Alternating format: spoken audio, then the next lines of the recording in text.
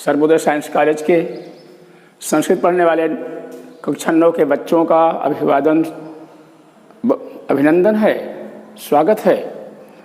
आप लोग आज पढ़ेंगे संस्कृत संख्याएं कैसे लिखी जाती हैं, क्या उनको बोला जाता है संस्कृत में। तो सबसे पहले जान लेना जरूरी है बेटा। 1 2 3 4 ये 4 गिनतियाँ क्रम से लिंग के अनुसार लिखी जाती हैं, एक वचन, द्विवचन, बहुवचन में। अब देखेंगे आप लिंग के अनुसार तीनों जो लिंग हैं, तीनों वचन हैं, उनमें अलग अलग बदलाव आ जाएगा 4 संख्या तक केवल, और उसके बाद 5 से सब एक समान हो जाते हैं। अब देखेंगे 1 में, अब पुल्लिंग देखेंगे आप, पुल्लिंग में हो जाएगा एकः,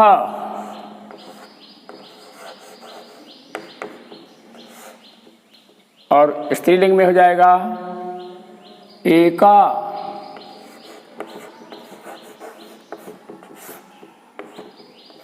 फिर हो जाएगा एकम, ये नपुंसक लिंग। अब यहाँ पुल्लिंग, स्त्रीलिंग और यहाँ नपुंसक है। ध्यान देने की बात है, एकः, एका, एकम। जैसे एक बालक है, एकः बालकः अस्ति, एक बालिका है, एका बालिका अस्ति, एक फल है, एकम फलम अस्ति। इस प्रकार से अनुवाद बनेगा। ध्यान दीजिए, एकः माने एक, एका माने भी एक, एकम माने भी एक, मगर लिंग के अनुसार बदलाव है। पुल्लिंग, स्त्रीलिंग और नपुंसक लिंग आपने देखा है। फिर इनके बाद में वचन चलते हैं, वो बाद में बताया जाएगा आपको कि कैसे चलेंगे।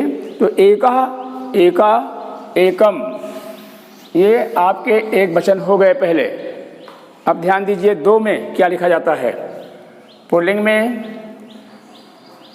द्वौ,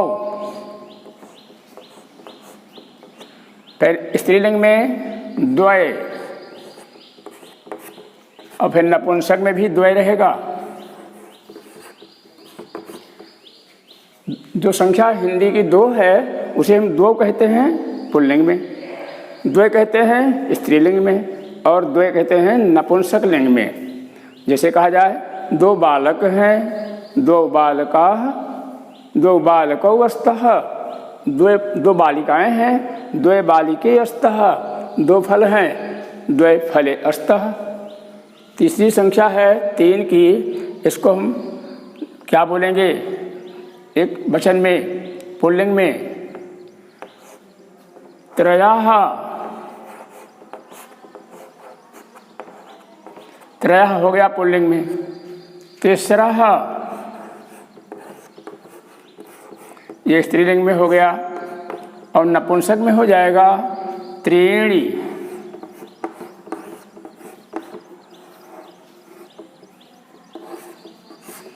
ये संख्याएं हैं त्रयः पुल्लिंग, तिस्रः स्त्रीलिंग, त्रीणि नपुंसक लिंग। अब एक बची केवल 4, जिनमें विभाजन है। 4 में पुल्लिंग में बोला जाएगा चत्वारः, स्त्रीलिंग में चतस्रः, और नपुंसक में चत्वारि।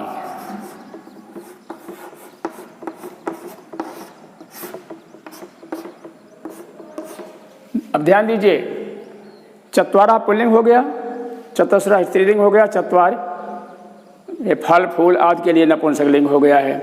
जैसे बोला जाएगा 4 बालक हैं, चत्वारः बालकाः सन्ति, चतस्राः बालिकाः सन्ति, और उसी क्रम में चत्वारि फलानि सन्ति, 4 फल हैं। और बाकी जितनी गिनतियां हैं 4 के बाद में जितने भी असंख्य जितनी भी हैं, जहाँ तक संख्या है, जैसे 5 है, अब हम 5 को क्या बोलेंगे पंचम।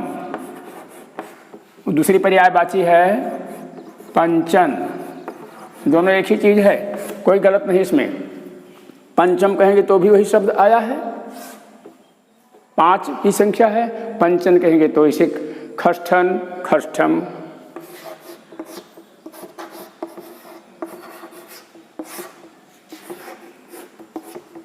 ध्यान से इसको लिखिएगा, बहुत सहज है, कुछ कठिन नहीं है। जितनी संख्या इसी प्रकार से पंचम पंचन, खष्ठम खष्ठन, सप्तम सप्तन, अष्टम अष्टन, नवम नवन, दशम दशन। फिर आगे जैसे अंग्रेजी में होता है बिल्कुल हूबहू ही प्रक्रिया है 10 के बाद में, जब 2 संख्याएं जाएंगी। एकादशन अथवा एकादशम। ध्यान दीजिएगा, 1 धन 10 बराबर 11 होता है ना, तो 11 क्या बोलेंगे? एकादशन।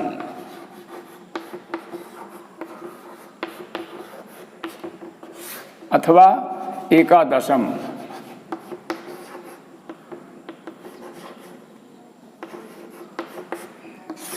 दोनों संख्याएं एक ही हैं, जो भी लिखेंगे गलत नहीं होगा। द्वादशम त्रयोदशम। फिर एक बात और मुख्य देख लीजिए, ऊन माने होता है कम। जैसे आपको 19 लिखना है, 29 लिखना है, 39, इस पर ध्यान दीजिए, ये बहुत महत्वपूर्ण है। ऊन अथवा उन माने हो गया एक कम, तो देखेंगे 20 में से 1 घटाएंगे तो 19 आएगा। अब ये संख्या हम लिखते हैं आपको कि 19 कैसे लिखा जाए। देखेंगे आप, बेंस कहते हैं 20 को संस्कृत में, बेंस। अब 20 से 1 घटाना है तो कितना घटाना है? 1, तो एकोन बेंस। 1 धन ऊन एकोन बेंस हो गया।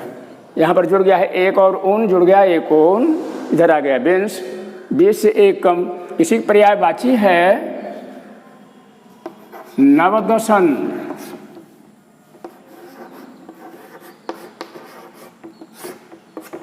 चाहे नवदशन कहेंगे तो भी 19, चाहे एकोनविंश कहेंगे तो भी 19।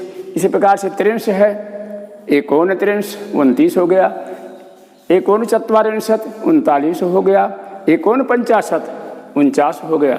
जो भी संख्याएं हैं आप 1 घटाएंगे तो पूर्ण संख्याओं से जो डबल संख्या होती हैं उनसे घट जाता है। तो हमारी समझ में तो आपको याद होगा कि चारों संख्याएं अलग अलग, बाद में संख्याएं 5 से लेकर के पूरा जितनी हैं सब एक समान चलेंगी, कोई लिंग का परिवर्तन नहीं होगा। अब यहाँ पर एकादशन एकादशम, ये 11 हो गया है। और मुख्य बात यहाँ जो ऊन है, ऊन माने 1 कम, यहाँ 1 ऊन बेंस, 1 कम है 20 से, अर्थात नवदशन, 10 और 9 19, दोनों संख्याएं 19 हो गई हैं। इतना ही पर्याप्त है आज आपके लिए। इन संख्याओं को अच्छी प्रकार समझ लीजिए बेटा, फिर आगे और पढ़ाया जाएगा जी।